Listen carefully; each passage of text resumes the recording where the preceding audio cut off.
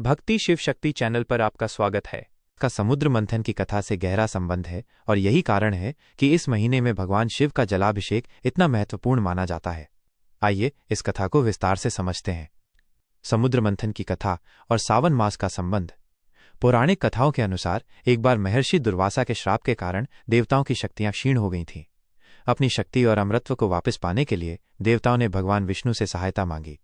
भगवान विष्णु ने उन्हें क्षीर सागर, दूध का महासागर का मंथन करने का सुझाव दिया, जिससे अमृत प्राप्त हो सके। मंथन की तैयारी। मथनी। मंदराचल पर्वत को मथनी के रूप में उपयोग किया गया। नेति, रस्सी। भगवान वासुकी नाग को नेति बनाया गया। वासुकी के एक छोर को देवताओं ने पकड़ा और दूसरे छोर को असुरों ने। आधार।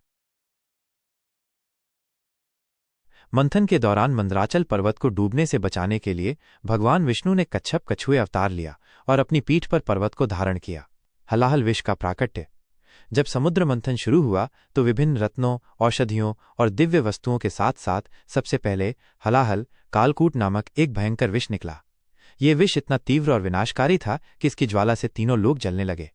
देवता और असुर दोनों ही इस विष से भयभीत हो गए और पूरे ब्रह्मांड में त्राही त्राही मच गई। भगवान शिव द्वारा विषपान। सृष्टि को इस महाविनाश से बचाने के लिए सभी देवता और असुर भगवान शिव की शरण में गए और उनसे प्रार्थना की।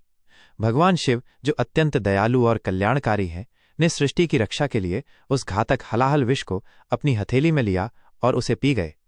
उन्होंने उस विष को अपने कंठ गले में ही रोक लिया ताकि वो उनके शरीर के अंदर न जा सके और ब्रह्मांड को नुकसान न पहुंचाए। विष के प्रभाव से उनका कंठ नीला पड़ गया और तभी से भगवान शिव नीलकंठ कहलाए। जलाभिषेक का महत्व। विष पीने के बाद भगवान शिव के शरीर का ताप बहुत बढ़ गया। उनके शरीर की गर्मी को शांत करने के लिए देवताओं ने उन पर गंगाजल अर्पित करना शुरू किया। इससे भगवान शिव को शांति मिली और विष का प्रभाव कम हुआ। ऐसा माना जाता है कि यह घटना सावन मास में हुई थी।